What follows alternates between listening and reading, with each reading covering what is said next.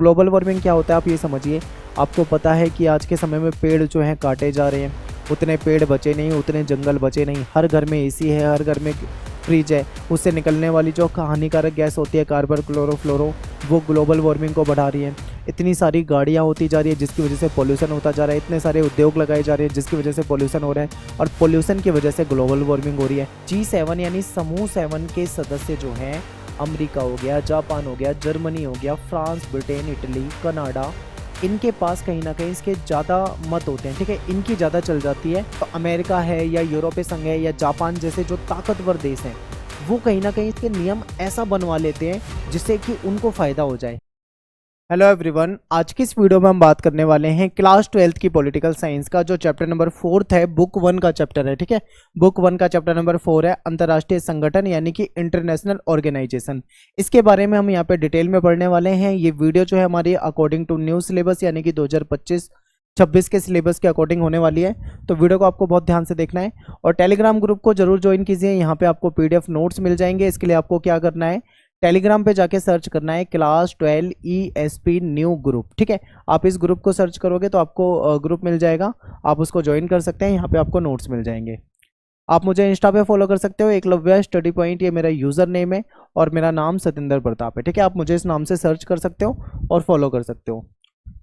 और ये जो नोट्स हैं चैप्टर वाइज आपको टेलीग्राम पे भी मिल जाएंगे। इसके अलावा हम अपनी वेबसाइट में हमने एक अलग से आपका ऑप्शन डलवा दिया है नोट्स का, आप वहाँ से भी डाउनलोड कर सकते हो। ठीक है, क्योंकि टेलीग्राम ग्रुप में आपको आने वाले टाइम पे नोट्स ढूंढने में दिक्कत होगी, तो आप वेबसाइट में आसानी से ढूंढ पाओगे। तो आपके सामने दोनों ऑप्शन आपके सामने हो जाएंगे। ठीक है, तो चलिए स्टार्ट करते हैं। सबसे पहला हमारा जो क्वेश्चन बनता है वो यही बनता है कि अंतर्राष्ट्रीय संगठन का क्या मतलब होता है। ठीक है, और भी आपसे पूछा जा सकता है कि अंतर्राष्ट्रीय संगठन का क्या महत्व होता है, या मान लो आपसे पेपर में पूछ लेंगे कि अंतर्राष्ट्रीय संगठन की हमको जरूरत ही क्यों पड़ती है, क्यों जरूरत है हमको। ठीक है, और इसके उद्देश्य क्या होते हैं, यानी जो अंतर्राष्ट्रीय संगठन बनाए जाते हैं, जो भी इंटरनेशनल ऑर्गेनाइजेशन बनाई जाती है, इसको बनाने के पीछे क्या उद्देश्य होते हैं। ये 3 से 4 तरह के क्वेश्चन है जो कि हमारे पेपर में पूछे जाते हैं। ठीक है, तो एक बार आप ध्यान से इनको देखो। अब मैं आपको एक एक करके इसका मतलब समझाता हूँ। ठीक है, सबसे पहले बात करते हैं कि अंतर्राष्ट्रीय संगठन का क्या अर्थ होता है, उसका मीनिंग आपको बताना है। तो आप कह सकते हो कि जो अंतर्राष्ट्रीय संगठन होते हैं यानी कि जो इंटरनेशनल ऑर्गेनाइजेशन होती हैं, ये ऐसी संस्था होती हैं जो दुनिया के विभिन्न देशों के लिए काम करती है। ठीक है, यानी कि दुनिया भर के देशों के लिए जो काम करती है वो अंतर्राष्ट्रीय संस्थाएं होती हैं। विश्व के जो देश हैं उनकी ये सहायता करती है। ठीक है, इसके सदस्य भी अधिक होते हैं, क्योंकि देखो अंतर्राष्ट्रीय संगठन यानी इंटरनेशनल लेवल का संगठन है, तो जाहिर सी बात है इसके जो मेंबर होंगे वो भी अधिक होंगे। इसका कार्य क्षेत्र भी बड़ा होता है, यानी कि स्कोप भी ज़्यादा होगा। तो ये होते हैं अंतर्राष्ट्रीय संगठन। इसका अर्थ आप ऐसे बताओगे। ठीक है, पेपर में अगर ये क्वेश्चन आएगा तो 2 मार्क्स में आएगा ज़्यादा से ज़्यादा, तो आपको ये 3-4 लाइनें ही लिखनी है, इससे ज़्यादा डिटेल में आपको जाना नहीं है। ठीक है, अब चलते हैं आगे। एक क्वेश्चन आया था आपके पेपर में लास्ट ईयर, ये पूछा हुआ था पेपर में कि बताइए अंतर्राष्ट्रीय संगठन जो है उसका क्या महत्व होता है, यानी जो इंटरनेशनल ऑर्गेनाइजेशन होती है इसका क्या महत्व होता है। ठीक है, तो देखते हैं। देखिए, जो भी अंतर्राष्ट्रीय संगठन होते हैं वो दुनिया भर के देशों के लिए काम करते हैं। तो कई बार क्या होता है, विभिन्न देशों के बीच में झगड़े हो जाते हैं। ठीक है, तो उन झगड़ों को सुलझाने का काम कौन करेगा, ये जो अंतर्राष्ट्रीय संगठन होते हैं ये उन झगड़ों को सुलझाने का काम करते हैं। ठीक है, तो ये सबसे पहला और सबसे मेन पॉइंट हो जाएगा कि आपसी झगड़ों को सुलझाने का प्रयास करना। फिर क्या है, अंतर्राष्ट्रीय संगठन जो होता है वो विश्व में शांति स्थापित करने के लिए काम करता है, क्योंकि विभिन्न देशों के बीच में आप देखते हो आए दिन लड़ाई झगड़े जैसा माहौल रहता है, युद्ध जैसा माहौल रहता है। ठीक है, तो ऐसे में कहीं ना कहीं शांति स्थापित करने के लिए भी अंतर्राष्ट्रीय संगठन जो होते हैं ये काम आते हैं। ठीक है, आगे चलते हैं। नेक्स्ट है कि विश्व में समझौते संधियां करने के लिए भी अंतर्राष्ट्रीय संगठन महत्वपूर्ण होते हैं, क्योंकि दुनिया भर में अगर आप देखोगे इतने सारे देश हैं, हर देश की अपनी सरकार होती है, तो उनके बीच में आखिर समझौता कौन कराएगा। ठीक है, क्योंकि पूरी दुनिया की कोई एक सरकार तो होती नहीं, हर देश की अपनी सरकार है, लेकिन दुनिया भर के लिए कोई सरकार नहीं है। तो दुनिया भर के लिए काम कौन करते हैं, इंटरनेशनल ऑर्गेनाइजेशन। तो ये जो इंटरनेशनल ऑर्गेनाइजेशन होते हैं ये क्या करते हैं, विभिन्न देशों के बीच में समझौता कराने का प्रयास करते हैं, संधियां यानी कि ट्रीटी कराने का प्रयास करते हैं। ठीक है, और कहीं ना कहीं उनके बीच में झगड़े को सुलझाने का प्रयास करते हैं। तो ये सारे पॉइंट आप यहाँ बता सकते हो। इसके अलावा वर्तमान समय में देखें, आज की डेट में अगर हम देखें तो अंतर्राष्ट्रीय संगठन जो है वैश्विक स्तर पे यानी पूरी दुनिया के लेवल पे आर्थिक, राजनीतिक, सांस्कृतिक, सामाजिक विकास के लिए भी महत्वपूर्ण भूमिका निभाते हैं। ठीक है, पूरी दुनिया का विकास हो सके, दुनिया भर के देश जो हैं राजनीतिक रूप से विकसित हो सकें, ठीक है, वहाँ पे कल्चरल विकास हो सके, सामाजिक रूप से विकसित हो सके, तो इसलिए भी प्रयास करता है इंटरनेशनल ऑर्गेनाइजेशन। इसके अलावा अंतर्राष्ट्रीय जो संस्था होती हैं ये इंटरनेशनल लेवल पर एक ऐसा मंच है, ठीक है, जिसमें विकसित और अल्प विकसित देश मिलकर न्यायपूर्ण समाज की बात करते हैं। यानी कि ये एक ऐसा मंच प्रोवाइड करता है दुनिया के विभिन्न देशों को जहां पर सभी देश एक साथ मिलकर आते हैं, ठीक है, चाहे उसमें विकसित देश हो या विकासशील देश हो या अल्प विकसित देश हो, जैसे भी देश हो, सब एक साथ एक मंच पे इन संगठन के द्वारा आते हैं और आपस में कहीं ना कहीं एक न्यायपूर्ण समाज की बात कर सकते हैं, ठीक है। इसके अलावा जो अंतर्राष्ट्रीय संगठन होते हैं ये आपसी मेल मिलाप को भी बढ़ाते हैं, ठीक है, ताकि दुनिया भर के देशों के बीच में मेल मिलाप बढ़े, भाईचारा बढ़े, दोस्ती जैसा माहौल हो, एक अच्छा वातावरण बन सके, इसके लिए भी अंतर्राष्ट्रीय संगठन क्या करते हैं, प्रयास करते हैं, ठीक है। तो ये सारे पॉइंट आप बता सकते हो। हालांकि ये क्वेश्चन अगर आया तो 6 नंबर में आएगा, लॉन्ग क्वेश्चन में, याद रखना, तो आपको ज़्यादा ही पॉइंट बताने होंगे, ठीक है। अब इतना अगर आपने समझ लिया कि अंतर्राष्ट्रीय संगठन क्या होते हैं, उसकी हमें उसका उद्देश्य क्या होता है, महत्व क्या होता है, तो आपको ये आसानी से समझ में आ जाएगा कि हमको इसकी आवश्यकता क्यों होती है। आप सोचो, मान लो दुनिया में कोई इंटरनेशनल ऑर्गेनाइजेशन है ही नहीं, खत्म, ठीक है, तब देखो क्या हो सकता है दुनिया में। दुनिया में बहुत तरह की समस्याएं जब आएंगी, कोई इंटरनेशनल ऑर्गेनाइजेशन होगा ही नहीं, कोई अंतर्राष्ट्रीय संस्था होगी ही नहीं, तो कैसे सारी दुनिया एक साथ एक प्लेटफॉर्म पे आ सकती है, एक मंच पे आ सकती है, कैसे वो इसका सुलझाव कर सकते हैं, कैसे उन समस्याओं से निपट सकते हैं। बहुत तरह की समस्या रहती हैं, तो इसके लिए कहीं ना कहीं हमें आवश्यकता होती है अंतर्राष्ट्रीय संगठन की, ठीक है, यानी कि इंटरनेशनल ऑर्गेनाइजेशन जो होती हैं इसकी हमको आवश्यकता पड़ती है। तो दुनिया में कुछ समस्याएं ऐसी आ जाती हैं जिनसे निपटना किसी एक देश की बस की बात नहीं होती, ठीक है, उसमें कहीं ना कहीं हमें सहयोग की जरूरत पड़ती है। और ये जो इंटरनेशनल ऑर्गेनाइजेशन होती हैं, संस्थाएं होती हैं, ये कहीं ना कहीं आपको सहयोग प्रोवाइड कराएगी, ठीक है। मैं आपको एग्जांपल दूंगा, शायद आपको एग्जांपल से अच्छे से समझ में आए। आपने देखा था पूरी दुनिया में एक महामारी फैली थी, ठीक है, उस महामारी की वजह से, उस बीमारी की वजह से दुनिया में तबाही आ गई थी, आप सभी जानते हैं।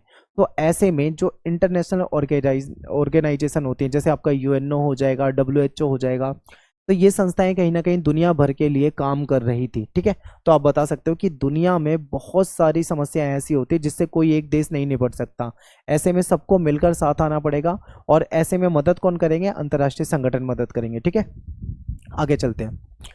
एग्जाम्पल आपके सामने है ही, किन किन मामलों में मदद कर सकते हैं। तो मान लो कोई महामारी आ जाए, कोई आतंकवादी घटना हो जाए, ग्लोबल वार्मिंग जैसा मुद्दा हो जाए, तो उसमें ये काम आते हैं। इसके अलावा हाँ, ग्लोबल वार्मिंग एक बहुत अच्छा टॉपिक है, ये भी अच्छा एग्जाम्पल हो सकता है। तो ग्लोबल वार्मिंग क्या होता है, इसके बारे में ना हम चैप्टर नंबर 8 में 6 में ज़्यादा डिटेल में पढ़ेंगे, सॉरी, अब चैप्टर नंबर 6 होता है वो। तो ग्लोबल वार्मिंग क्या होता है आप ये समझिए। आपको पता है कि आज के समय में पेड़ जो हैं काटे जा रहे हैं, उतने पेड़ बचे नहीं, उतने जंगल बचे नहीं, हर घर में एसी है, हर घर में फ्रिज है, उससे निकलने वाली जो हानिकारक गैस होती है कार्बन क्लोरोफ्लोरो, वो ग्लोबल वार्मिंग को बढ़ा रही है। इतनी सारी गाड़ियाँ होती जा रही है जिसकी वजह से पोल्यूशन होता जा रहा है, इतने सारे उद्योग लगाए जा रहे हैं जिसकी वजह से पोल्यूशन हो रहा है, और पोल्यूशन की वजह से ग्लोबल वार्मिंग हो रही है। आखिर होता क्या है, मैं आपको पूरी स्टोरी बता दूं। जैसे मान लीजिए यहाँ पे सूरज है, ठीक है, ठीक है, ये मैंने सूरज बना दिया, इसको मान लीजिए आपको ये सूरज है। अब सूर्य की जो रोशनी होती है, जो किरणें होती हैं, वो आकाश से आती हैं, ठीक है, कहाँ पे आती है, नीचे धरती पे आती हैं। तो यहाँ पे क्या होता है, एक गैस की लेयर होती है, ठीक है, मान लीजिए गैस की लेयर है, इसको बोलते हैं ओजोन गैस, या फिर इसको ओजोन परत कहा जाता है, ठीक है, ओजोन परत कहा जाता है। तो क्या होता है, जो सूर्य की रोशनी होती है ना, वो ओजोन परत में से छनकर आती है, तो उसकी वजह से क्या होता है, जो उसकी हीट होती है वो कम हो जाती है, और अल्ट्रा वायलेट रेज जो बोलते हैं, जिसको यूवी रेज या फिर हिंदी में पराबैंगनी किरणें कहा जाता है, वो क्या होती है, वो ज़्यादा खतरनाक होती है, तो इसमें से छन कर आती हैं, तो हमको ज़्यादा नुकसान नहीं पहुंचाती हैं, और उससे टेम्परेचर भी ज़्यादा नहीं बढ़ता है। लेकिन अब क्या हो रहा है, पोल्यूशन इतना ज़्यादा हो रहा है, इतना ज़्यादा हो रहा है कि इसमें छेद हो गया है, यानी ओजोन परत में छेद हो गया है, ठीक है। अब छेद हो गया है तो सोचो क्या होगा। जैसे कि मैं आपको एग्जांपल देता हूँ, आप चाय बनाते हो, चाय को जब छानोगे, ठीक है, चाय की छन्नी लगाई जाती है ना, फिर चाय डालते हैं, जिसमें अदरक वगैरह, चाय की पत्ती वगैरह उसमें ऊपर रह जाती है और चाय नीचे आ जाती है। तो सोचो कि अगर छन्नी में से छन्नी हटा दें और डायरेक्ट ही डालना हो तो क्या होगा। सेम ऐसा ही यहाँ पे हो रहा है कि सूर्य की किरणें जो हैं वो छन कर आती थी, लेकिन अब ओजोन परत में छेद हो गया, अब वो डायरेक्ट आ रही है, यानी वो बहुत ज़्यादा तेज हो गई हैं। उसकी जो यूवी रेज है, जो पराबैंगनी किरणें हैं, वो लोगों को भयानक बीमारी दे सकती हैं, यहाँ तक कि लोगों को कैंसर तक हो सकता है। ठीक है, टेम्परेचर बहुत तेज़ी से बढ़ रहा है, और जब ये किरणें ग्लेशियर पे पड़ती हैं तो ग्लेशियर पिघलते हैं और उससे पानी बहता है, और वो पानी से समुद्र के किनारे वाले देशों को ज़्यादा खतरा है। ठीक है, क्योंकि वो डूब सकते हैं। अलावा आप देखते हो टेम्परेचर बढ़ रहा है और मौसम में परिवर्तन हो रहा है, जलवायु में परिवर्तन हो रहा है, ये सब हमारी वजह से हो रहा है। हम ग्लोबल वार्मिंग को बढ़ा रहे हैं। ठीक है, हम क्या करते हैं, हम पोल्यूशन को बढ़ाते हैं, इसकी वजह से ये सब हो रहा है। तो आप ये बता सकते हो। अब बात करते हैं कि अंतर्राष्ट्रीय संगठन जो है इसके क्या उद्देश्य हैं। अंतर्राष्ट्रीय संगठन के आपको उद्देश्य बताना है। तो अंतर्राष्ट्रीय संगठन क्यों बनाए जाते हैं, अभी तक आपको ये समझ में आ गया तो आप आराम से उद्देश्य बता दोगे। तो देखिए, इसका उद्देश्य क्या होता है कि जो अंतर्राष्ट्रीय लेवल पे जो विवाद होते हैं उसको शांतिपूर्व तरीके से सुलझाना। ठीक है, मान लो दो देशों के बीच में कोई विवाद हो गया और वो विवाद युद्ध तक जा रहा है, तो उसको शांतिपूर्वक तरीके से बातचीत से सुलझा दिया जाए। तो ये काम कौन करता है, अंतर्राष्ट्रीय संगठन करते हैं। ठीक है, और देखते हैं इसका उद्देश्य ये भी होता है कि युद्धों की रोकथाम में सहायक, यानी कि युद्ध जो होते हैं उसकी रोकथाम करना ताकि युद्ध ना हो, विश्व के आर्थिक विकास में सहायता करना। ठीक है, और क्या इसका उद्देश्य, प्राकृतिक आपदा या महामारी आ जाए तो उससे निपटना, अंतर्राष्ट्रीय सहयोग को बढ़ावा देना। ठीक है, और राष्ट्रों के बीच में सहयोग की राह दिखाने में। इसके अलावा अंतर्राष्ट्रीय संधियां और समझौता करना, ये सारे क्या होते हैं, इसके उद्देश्य होते हैं अंतर्राष्ट्रीय संगठनों के। नेक्स्ट है लीग ऑफ नेशंस। अब ये लीग ऑफ नेशंस क्या है भाई, इसको समझते हैं। तो लीग ऑफ नेशंस जो है ये संयुक्त राष्ट्र संघ जो एक अंतर्राष्ट्रीय संगठन है। ठीक है, इसी का एक रूप होता था कभी लीग ऑफ नेशंस, या फिर आप ऐसा कह सकते हो लीग ऑफ नेशंस का उत्तराधिकारी है संयुक्त राष्ट्र संघ। ठीक है, देखिए क्या हुआ कि जब पहला विश्व युद्ध हुआ था, यानी कि जो फर्स्ट वर्ल्ड वॉर हुआ था, ये हुआ था 1914 से 1918 तक। ठीक है, जब 1914 से 1918 में पहला विश्व युद्ध होता है तो पूरी दुनिया में तबाही मच जाती है। अब तबाही मचती है तो भाई बहुत सारे देशों को बहुत ज़्यादा नुकसान होता है। तो ऐसे में दुनिया भर के देशों को एक बात महसूस होती है, एक चीज़ की कमी महसूस होती है। किस चीज़ की कमी महसूस होती है, उनको ऐसा लगता है कि कोई ना कोई अंतर्राष्ट्रीय संगठन जरूर होना चाहिए, क्योंकि उस समय में कोई ना कोई अंतर्राष्ट्रीय संगठन नहीं था, तो इनको उसकी आवश्यकता महसूस हुई। इतना आपको समझ में आया। आगे देखो क्या होता है। ठीक है, उसके बाद सभी देश मिलते हैं और वो ये डिसाइड करते हैं कि एक अंतर्राष्ट्रीय संगठन बनाया जाए। फिर बात होती है कि चलो लीग ऑफ नेशंस बनाते हैं। तो लीग ऑफ नेशंस क्या था, जो पहला विश्व युद्ध हुआ था उसके बाद इसकी जरूरत महसूस हुई थी, तो इस संगठन को बनाया गया था। इसका उद्देश्य क्या था, क्यों बनाया था, इसलिए बनाया था ताकि ये विभिन्न देशों के बीच में जो विवाद हो जाता है उसको सुलझा ले। ठीक है, विवाद को सुलझा ले और दूसरा विश्व युद्ध ना होने दे, यानी सेकेंड वर्ल्ड वॉर ना होने दे। तो क्या सेकेंड वर्ल्ड वॉर नहीं हुआ, क्या लीग ऑफ नेशंस कामयाब रहा, उसने पहले विश्व युद्ध के बाद दूसरा विश्व युद्ध नहीं होने दिया, ये तो आप अच्छे से जानते हैं। तो क्या हुआ, देखो शुरुआत में ये संगठन जो था कुछ हद तक कामयाब रहा, लेकिन जो सेकेंड वर्ल्ड वॉर है उसको नहीं रोक पाया, यानी कि उतना ज़्यादा कामयाब नहीं हुआ। फिर दूसरा विश्व युद्ध हो जाता है 1939 से 1945 में। अब 1939-45 में जो विश्व युद्ध हुआ, इसमें पहले वाले विश्व युद्ध से भी ज़्यादा तबाही मची पूरी दुनिया में, खासकर यूरोप के देश बहुत ज़्यादा तबाह हो चुके थे। अब ऐसे में फिर से यही महसूस हुई जरूरत कि पूरी दुनिया में कोई मजबूत अंतर्राष्ट्रीय संगठन होना चाहिए जो ऐसे भयानक युद्ध को रोक सके। ठीक है, तो ऐसे में एक बार दोबारा से जरूरत पड़ी कि कोई मजबूत अंतर्राष्ट्रीय संगठन होना चाहिए जो दुनिया के विभिन्न देशों के जो झगड़े हैं उसको निपटा ले और विभिन्न देशों को एक साथ एक मंच पर लेकर आ जाए। ठीक है, तो ऐसे में क्या हुआ, लीग ऑफ नेशंस के उत्तराधिकारी के रूप में, यानी लीग ऑफ नेशंस तो खत्म, उसके बदले क्या ला दिया गया, संयुक्त राष्ट्र संघ ला दिया गया, जिसको हम यूएनओ कहते हैं। ठीक है, यूनाइटेड नेशन ऑर्गेनाइजेशन इसको कहा जाता है, तो इसलिए बना था यूएनओ। तो जैसे ही सेकेंड वर्ल्ड वॉर खत्म हो जाता है तो उसके तुरंत बाद 1945 में यूएनओ को बना दिया जाता है। 24 अक्टूबर 1945 को इसको बनाया गया था। ठीक है, 51 देश जो थे उन्होंने क्या करा, संयुक्त राष्ट्र संघ का जो घोषणा पत्र था उस पर दस्तखत कर दिए और इसकी स्थापना कर दी, यानी ये संगठन बना दिया। ठीक है, दो विश्व युद्ध के बीच में जो लीग ऑफ नेशंस नहीं कर पाया था उसको करने की जिम्मेदारी अब किसकी थी? संयुक्त राष्ट्र संघ की। संयुक्त राष्ट्र संघ क्यों बनाया गया था? ताकि तीसरा विश्व युद्ध ना हो, ठीक है, क्योंकि पहला विश्व युद्ध हुआ, बहुत नुकसान उठाना पड़ा, दूसरा हुआ और नुकसान उठाना पड़ा। अब दुनिया ये समझती है कि तीसरा विश्व युद्ध हो गया ना तो तबाही मच जाएगी, क्योंकि दुनिया के पास बहुत ज़्यादा खतरनाक हथियार है, दुनिया भर में बहुत ताकतवर देश हैं। आज के समय में ऐसा हो गया तो ना जाने क्या होगा, भयंकर तबाही मचेगी, इसीलिए यूएनओ का बनाया गया है, ठीक है। आई होप आपको समझ में आया होगा। आगे चलते हैं। 2011 तक संयुक्त राष्ट्र संघ के सदस्य देशों की संख्या जो थी वो 193 थी। आज के समय में भी इसकी संख्या जो है 193 ही है, याद रखना, यानी कि 193 देश इसके मेंबर बने हुए हैं, ठीक है। आगे चलते हैं। आप ये मान लो कि लगभग जो आज के समय में जो स्वतंत्र देश हैं सभी इसके मेंबर है। फिर संयुक्त राष्ट्र संघ की जो आम सभा है, यहाँ पे हर सदस्य को एक वोट हासिल है। ये आपके एमसीक्यू क्वेश्चन में पूछा जाएगा कि बताइए आम सभा में सभी सदस्य को कितने वोट हासिल होते हैं। ऑप्शन में दे देंगे 1 वोट, 2 वोट, 3 वोट, 4 वोट, तो आपको याद रखना है 1 वोट हासिल है, ठीक है। फिर संयुक्त राष्ट्र संघ की एक सुरक्षा परिषद होती है, इसमें 5 परमानेंट मेंबर होते हैं, 5 स्थायी सदस्य होते हैं, जिसमें आपका अमेरिका आ जाएगा, रूस हो जाएगा, ब्रिटेन, फ्रांस, चाइना हो जाएंगे, ठीक है। ये जो परमानेंट मेंबर है इनको वीटो पावर मिली हुई है। अब वीटो पावर क्या होती है इसके बारे में हम आगे डिटेल में पढ़ने वाले हैं, यहाँ पे आप ये सारी चीजें समझ लो। फिर जो दूसरा विश्व युद्ध हुआ था उसके तुरंत बाद के समय में, ठीक है, जो देश सबसे ज्यादा ताकतवर थे, आप देखोगे जो 1939 से 1945 में जो सेकेंड वर्ल्ड वॉर हुआ है उस समय ये 5 देश बहुत ताकतवर देश होते थे, तो इसीलिए इनको क्या कर दिया गया था, उसका परमानेंट मेंबर बना दिया गया था, ठीक है। आगे चलते हैं। संयुक्त राष्ट्र संघ की स्थापना जो है उसके बारे में समझते हैं। तो ये चीज़ मैं आपको पहले भी बता चुका हूँ, यूएनओ की स्थापना, लेकिन यहाँ पे भी हमको समझना है कि संयुक्त राष्ट्र संघ की स्थापना जो थी शुरू में इसमें 50 देशों ने हस्ताक्षर करे थे, ठीक है।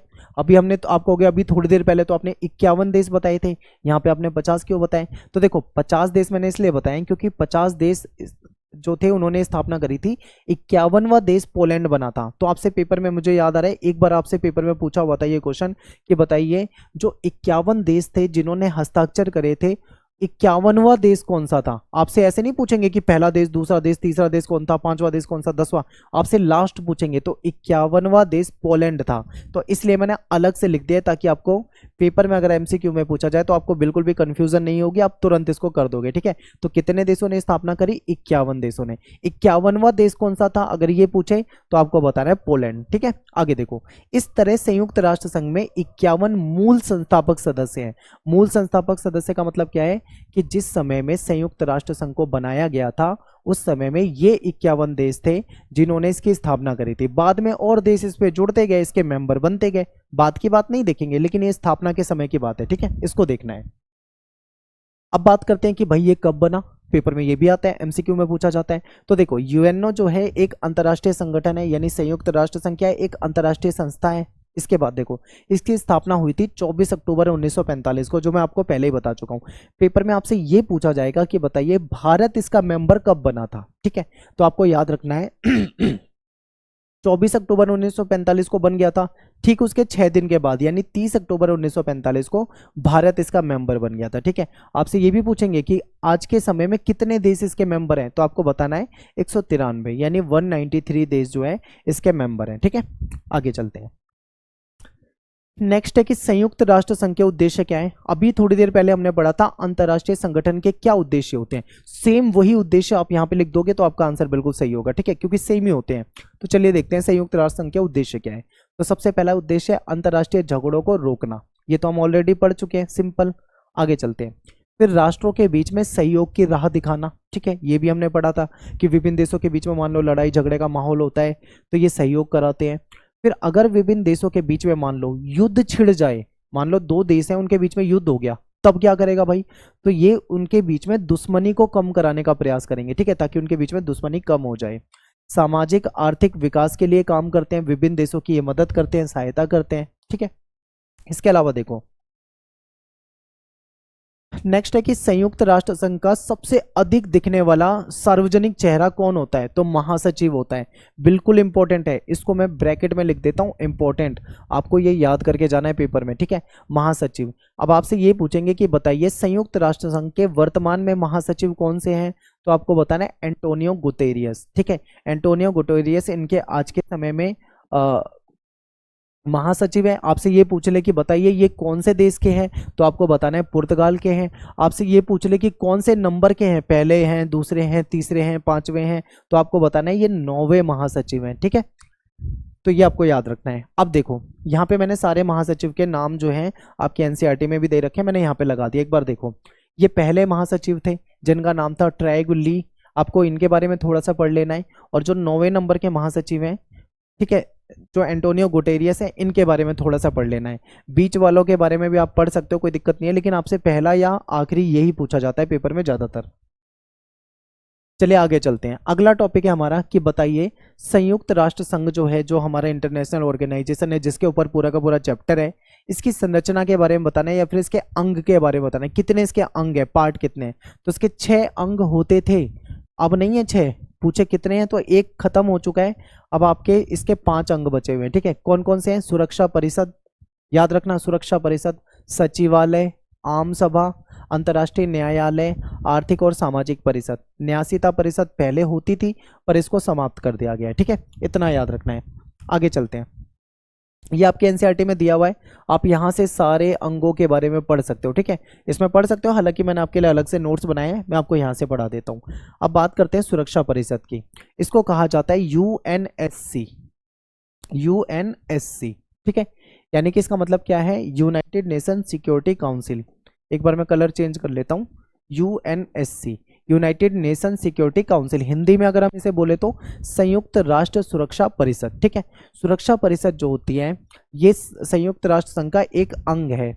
इसमें टोटल कितने सदस्य होते हैं, 15 सदस्य होते हैं। 15 में से 10 तो अस्थायी होते हैं, यानी कि टेम्परेरी होते हैं, यानी हर 2 साल के बाद इनको बदल दिया जाता है। लेकिन 5 सदस्य जो है वो परमानेंट होते हैं, जो मैंने आपको स्टार्टिंग में बताया था, ठीक है। अमेरिका, फ्रांस, ब्रिटेन, चीन, रूस, इनको क्या मिली हुई है, वीटो पावर मिली हुई है, ठीक है, वीटो पावर। अब वीटो पावर क्या है, एक स्पेशल पावर मान लो आप उसे। इसमें क्या होता है, मान लो सुरक्षा परिषद में किसी चीज पे बहस चल रही है, तो ये जो 5 देश हैं ये वीटो मेंबर हैं, ठीक है। इनसे पूछा जाएगा, अगर मान लो कोई भी मुद्दा है, कोई भी मुद्दा मान लो ग्लोबल वार्मिंग या फिर किसी, नहीं वैसे सुरक्षा की बात होती है, मान लो आतंकवाद को लेकर कोई मुद्दा चल रहा है, ठीक है।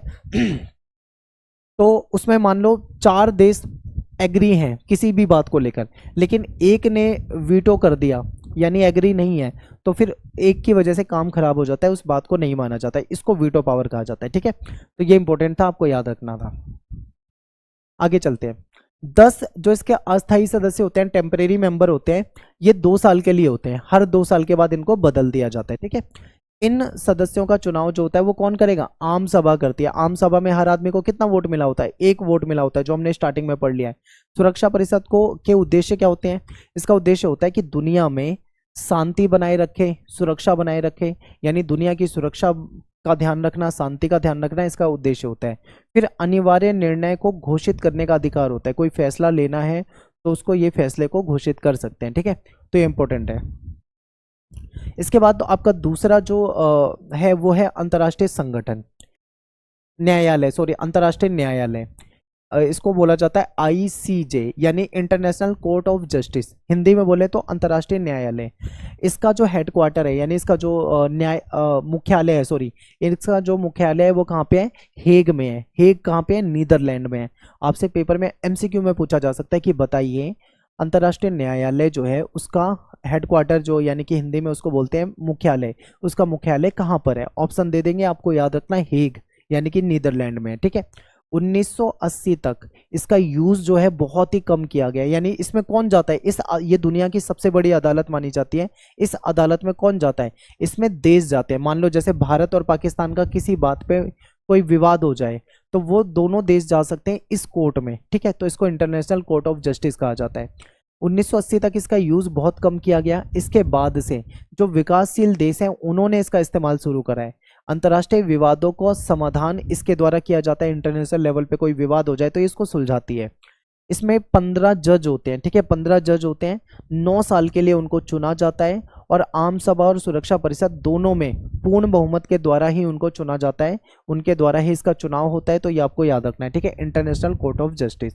फिर तीसरा है आपका सचिवालय। सचिवालय क्या होता है, सचिवालय आप ऐसा समझ लो कि मान लीजिए कोई ऑफिस जहां से बैठकर काम करते हैं, ठीक है।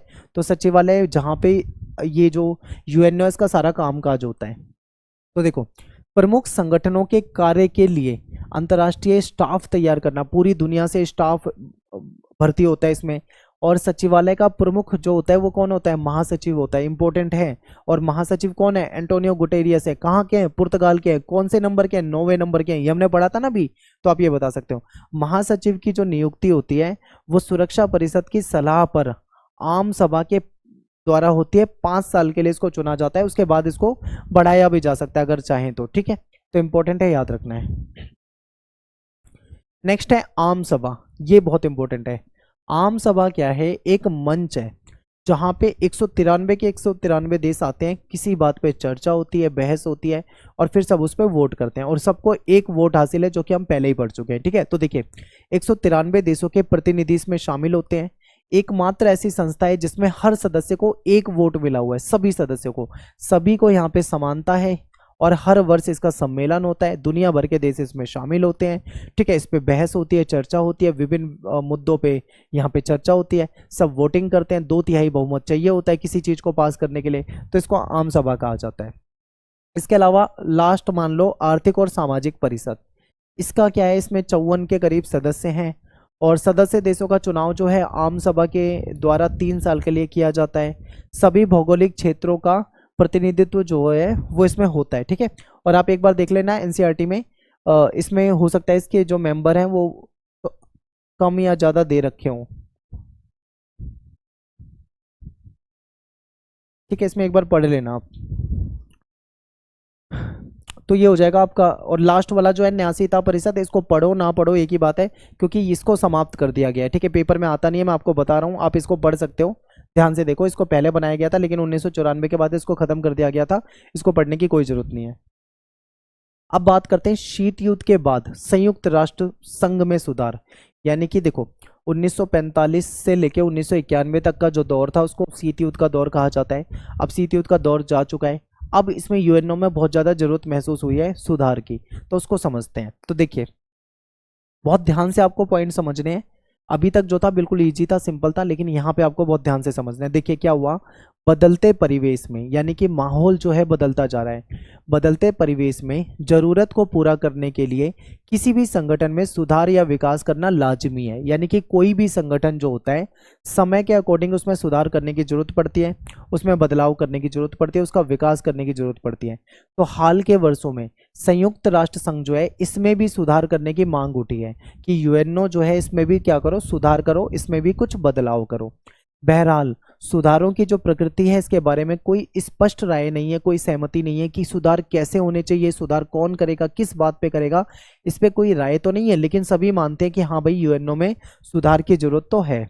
आगे देखो, संयुक्त राष्ट्र संघ के सामने 2 तरह के बुनियादी सुधारों का मसला आया है। वो 2 तरह का क्या है, सबसे पहला इसकी बनावट और इसकी प्रक्रिया में सुधार चाहिए। दूसरा क्या है, न्यायाधिकार में आने वाले मुद्दों की समीक्षा की जाए। बनावट का मतलब क्या है, मैं आपको समझा दूं। जैसे कि आपने देखा कि जो यूनाइटेड नेशन सिक्योरिटी काउंसिल है, आपने उसमें देखा होगा, उसमें सदस्य संख्या कितनी है, 15 थी। 5 परमानेंट मेंबर थे और 10 जो थे वो टेम्परेरी मेंबर थे।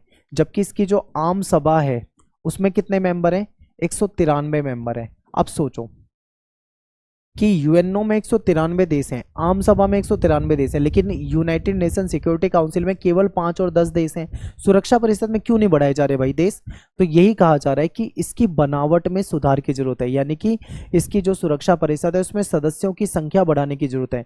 परमानेंट मेंबर को भी बढ़ाया जाए और टेम्परेरी मेंबर जो है इसको भी बढ़ाया जाए, ऐसी बात की गई है, ठीक है। तो पहला तो ये कहा गया है। दूसरा, फिर इसके न्यायाधिकार में आने वाले मुद्दे, यानी किन मुद्दों पर संयुक्त राष्ट्र संघ काम कर सकता है, वो सारे मुद्दों की दोबारा समीक्षा की जानी चाहिए। जैसे कि एग्जांपल, मान लो दुनिया में किसी देश पे आतंकवादी हमला हो गया, उस देश की सरकार उसको सुरक्षा देने में मान लो सफल नहीं हो पा रही है, सुरक्षा नहीं दे पा रही है, तो ऐसे में क्या यूएनओ सुरक्षा दे सकता है?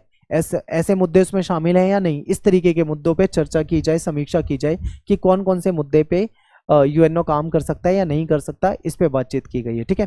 तो लगभग सभी देश, दुनिया के सभी देश इस बात पे सहमत हैं कि दोनों तरह के सुधार की जरूरत है। देशों के बीच में कुछ बातों पे सहमति भी है, तो कुछ बातों पे आपको सहमति नहीं भी दिखती है, ठीक है। तो किन बातों पे सहमति नहीं है कि कैसे करना है, कब करना है, कौन करेगा, क्या करेगा, इस पे आके थोड़ा सा मामला अटक जाता है। तो आगे देखते हैं और डिटेल में समझते हैं। संयुक्त राष्ट्र संघ की संरचना, उसकी प्रक्रिया यानी कि उसका प्रोसेस, और उसका क्षेत्राधिकार में सुधार। इसको देखिए, सुधार होने चाहिए, ये बहुत बड़ा सवाल है। सब मानते हैं कि हाँ भाई सुधार होना चाहिए, सब तैयार है, लेकिन सुधार कैसे करा जाए इस पे कहना कठिन है, क्योंकि सभी नहीं समझ पा रहे कि भाई कैसे सुधार करना चाहिए, किन बातों पे सुधार करना चाहिए, इस पे थोड़ा सा सहमति नहीं बन पाती, लेकिन सब मानते हैं कि हाँ भाई इसमें सुधार तो करना चाहिए। सन 1992 में संयुक्त राष्ट्र संघ की जो आम सभा है, इसमें एक प्रस्ताव स्वीकृत किया गया था कि प्रस्ताव में 3 मुख्य शिकायतें आई थी, ठीक है। 1992 में क्या होता है, यूएनओ की आम सभा में एक प्रस्ताव लाया गया था जिसमें 3 प्रमुख बातें थी। 3 प्रमुख बातें क्या थी? सबसे पहला पॉइंट था, बहुत ध्यान से देखो इसे, कि सुरक्षा परिषद जो है अब राजनीतिक वास्तविकताओं की नुमाइंदगी नहीं करती। यानी सुरक्षा परिषद बना तो दी गई है, लेकिन जो सच में जो राजनीतिक स्थिति है ना, उसको सही तरीके से हैंडल नहीं कर पा रही है। एक तो ये शिकायत थी। दूसरी शिकायत क्या थी कि जो सुरक्षा परिषद का जो फैसला है उसमें पश्चिमी मूल्यों और हितों की छाप दिखाई देखने को मिलती है। यानी कि पश्चिमी देशों के हिसाब से फैसला ले रही है, ठीक है, ये सुरक्षा परिषद। कुछ देशों का दबदबा देखने को मिलता है इसके फैसले में। तो सुरक्षा परिषद की ये शिकायत थी। तीसरा क्या था कि सुरक्षा परिषद में बराबर का प्रतिनिधित्व नहीं है। जब से बनी है तब से लेके आज तक परमानेंट मेंबर 5 ही हैं और टेम्परेरी मेंबर 10 ही है। इनकी संख्या नहीं बढ़ाई गई है, इसलिए कहा जाता है कि बराबर का प्रतिनिधित्व नहीं है। तो ये 3 मुद्दे आए थे यहाँ पे सामने, पेपर में आता है, पूछा जाता है आपसे, ठीक है। आगे देखो, संयुक्त राष्ट्र संघ का जो ढांचा है, उसका जो स्ट्रक्चर है, उसमें भी बदलाव की मांगे बढ़ी है कि उसमें बदलाव करो। तो इसलिए क्या हुआ, 1 जनवरी 1997 को संयुक्त राष्ट्र संघ के जो महासचिव थे उस समय में कोफी अन्नान, यानी उस समय में महासचिव थे कोफी अन्नान, इन्होंने कहा ठीक है हम इसकी जांच शुरू करवाते हैं कि कैसे सुधार करवाने चाहिए अपने को, ठीक है, सुधार हमको कैसे करवाने हैं, हम इसके लिए क्या करते हैं, जांच शुरू करवा देते हैं। इसके बाद के सालों में सुरक्षा परिषद की स्थायी और अस्थायी सदस्यता के लिए कुछ मानदंड बताए गए कि ठीक है चलो हम बढ़ा देते हैं, अगर सदस्य बढ़ाते हैं तो क्या क्या होना चाहिए, ठीक है, क्या सुझाव दिए गए। ये सुझाव बहुत इंपॉर्टेंट है, याद रखना। मैं सारे पॉइंट रख देता हूं या एक एक करके आपको समझा देता हूं, ठीक है। पहले आपको पहला पॉइंट समझा देता हूं। देखो, सुरक्षा परिषद में परमानेंट मेंबर कितने हैं, 5, और टेम्परेरी मेंबर कितने, 10, ठीक है, इतना हमने समझ लिया। अब हमको क्या करना है कि सुरक्षा परिषद के सदस्यों की संख्या बढ़ानी है। तो इसके लिए क्या क्या बातें की गई कि सुरक्षा परिषद में अगर हमें किसी को नए परमानेंट मेंबर बढ़ाना है तो उसके लिए उसके पास क्या होना चाहिए। कुछ देश कहते हैं कि उसके लिए वो बड़ी आर्थिक ताकत होना चाहिए, ठीक है, यानी जो देश आर्थिक रूप से मजबूत हो उसको मेंबर बना दिया जाए।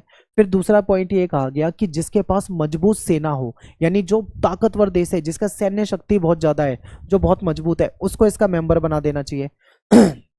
तीसरा पॉइंट है कि संयुक्त राष्ट्र संघ के बजट में ऐसे देश का योगदान ज्यादा होना चाहिए, ठीक है, यानी कि जो देश संयुक्त राष्ट्र संघ का जो बजट है उसमें ज्यादा पैसा दान में देता हो उसको इसका मेंबर बना देना चाहिए।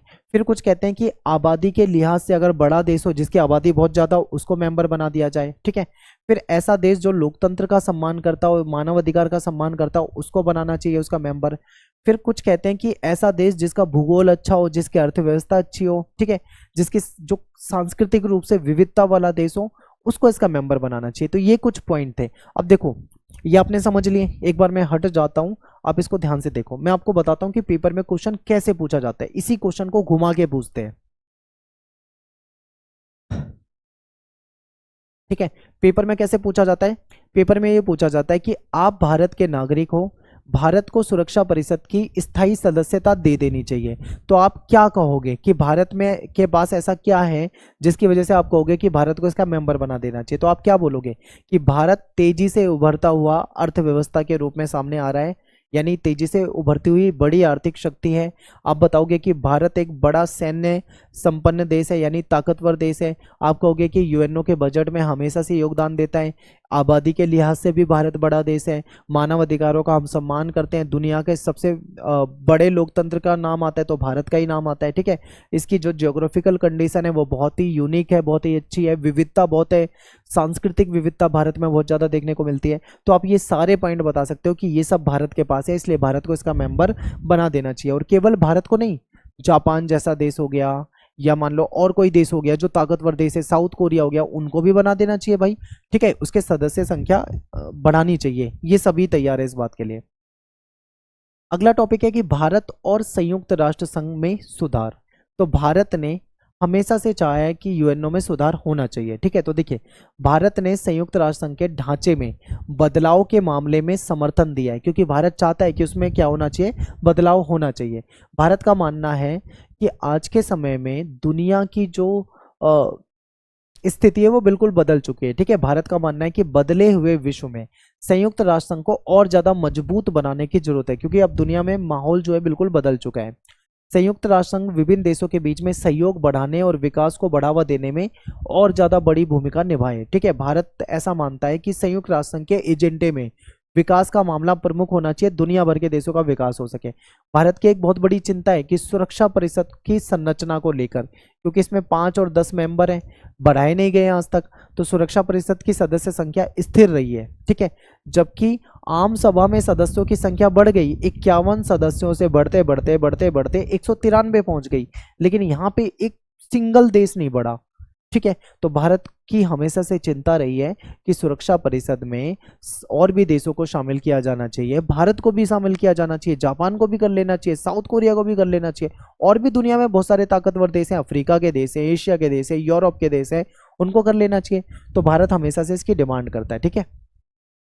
भारत का ऐसा मानना है कि सुरक्षा परिषद का अगर हम उसका विस्तार करेंगे, उसको ज्यादा बढ़ाएंगे, तो वो ज्यादा मतलब दुनिया की बिरादरी, मतलब दुनिया भर से उसको समर्थन मिलेगा, ठीक है।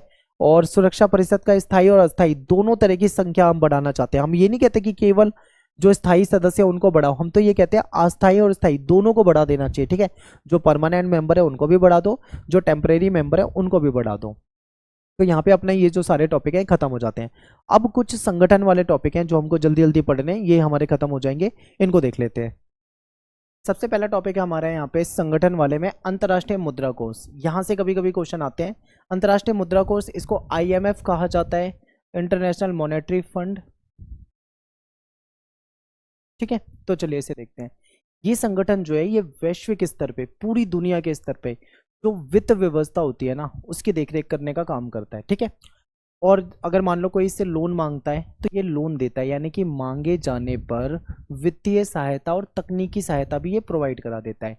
इसके हर सदस्य की राय का वजन बराबर नहीं है, कुछ देशों की ज़्यादा चलती है इसमें, कुछ देशों की ज़्यादा नहीं चलती है, ठीक है।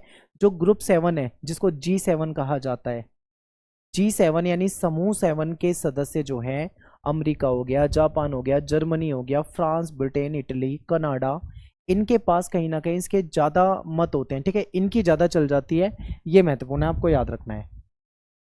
सदस्य संख्या की बात करें तो 190 के करीब हैं, ठीक है। ये कम ज़्यादा भी हो सकते हैं, तो आपको इसको याद रखना है। आगे चलते हैं। और आप अपनी एनसीईआरटी में देख सकते हो, देखो ये जो आपकी एनसीईआरटी में दे रखा है, ये 2024-25 की जो बुक थी उसके अकॉर्डिंग दे रखा है, ठीक है।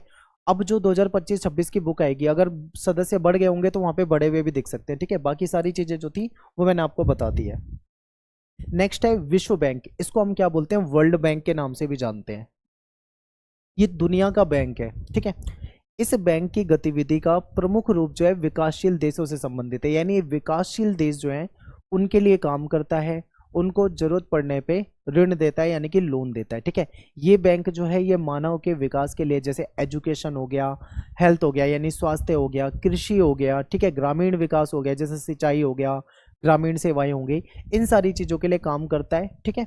और इम्पोर्टेंट है, याद रखना, ये इसमें से क्वेश्चन आ सकता है आपके पेपर में। ये पूछा जाता है कि ये कब बना था, 1944 में बना था, 1944 में। ये इंपॉर्टेंट है, आ सकता है पेपर में, ठीक है। आगे चलते हैं।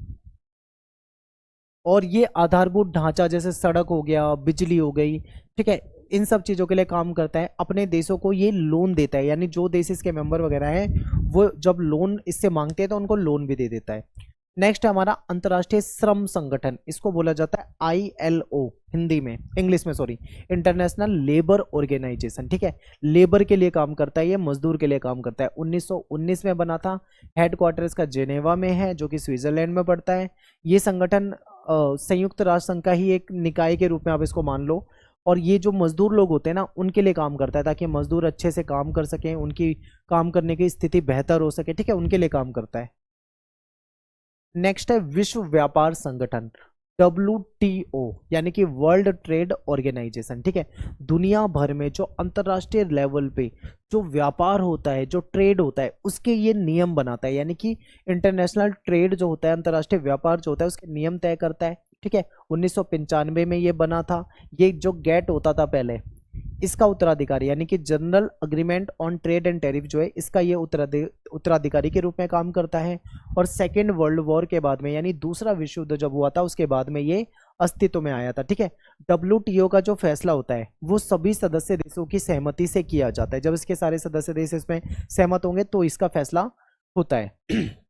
लेकिन फिर भी जो अमेरिका है या यूरोपीय संघ है या जापान जैसे जो ताकतवर देश हैं, वो कहीं ना कहीं इसके नियम ऐसा बनवा लेते हैं जिससे कि उनको फायदा हो जाए। तो ये इंपॉर्टेंट है लाइन, ये भी आपको याद रखना है, ठीक है। इसीलिए इस पे कई बार आरोप लगते हैं कि WTO इनके लिए काम ज्यादा करता है, ठीक है। विकासशील देश हमेशा से इस पे आरोप लगाते हैं। इसके बाद है अगला, अंतर्राष्ट्रीय आणविक ऊर्जा एजेंसी। मैं आपको पहले ही बता रहा हूं, इसको याद करके जाना, पेपर में बहुत बार आया हुआ है क्वेश्चन। कब बना था? 1957 में, यानी 1957 में बना था, ठीक है। अंतर्राष्ट्रीय आणविक ऊर्जा एजेंसी, काम क्या है इसका?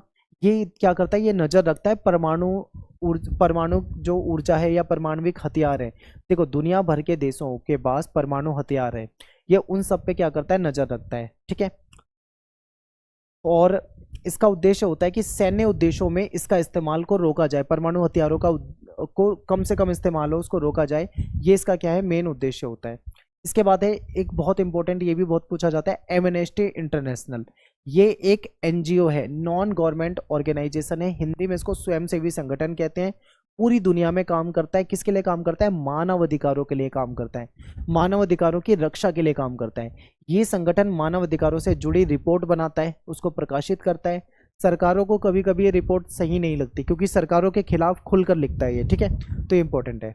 इसके बाद है ह्यूमन राइट वॉच, नाम से ही पता लग रहा है, ह्यूमन राइट यानी मानव अधिकार, ठीक है, मानव अधिकार। तो ये भी क्या है? एक NGO है, और अमेरिका का सबसे बड़ा ये अंतर्राष्ट्रीय आप मानव अधिकार संगठन के रूप में आप इसको देख सकते हो। मानव अधिकारों की वकालत करता है, ठीक है। जहां पे मानव अधिकारों का हनन हो रहा होता है वहां पे ये पहुंच जाता है, उसके बारे में लिखता है, उसके बारे में रिपोर्ट प्रकाशित करता है, ठीक है। दुनिया भर में जहां जहां पे गलत होता है, मानव अधिकारों का उल्लंघन होता है, तो मीडिया का ध्यान उधर ले जाता है। जैसे बारूद की सुरंगों में बच्चों से काम कराया जाता है, तो उसको इसने उजागर करा है, ठीक है। तो ये चीजें हैं। तो यहाँ पे अपना ये जो चैप्टर था खत्म हो जाता है। आई होप आपको आसानी से समझ में आया होगा। जरा भी डाउट हो, जरा भी दिक्कत हो, वीडियो को बहुत ध्यान से देखो, दो बार, कम से कम 2 बार चैप्टर को अच्छे तरीके से देखो, समझो, ठीक है। और आपको बहुत आसानी से सारी चीजें समझ में आ जाएगी। मिलते हैं आपसे नेक्स्ट वीडियो में। Thanks for watching. जय हिंद, जय भारत।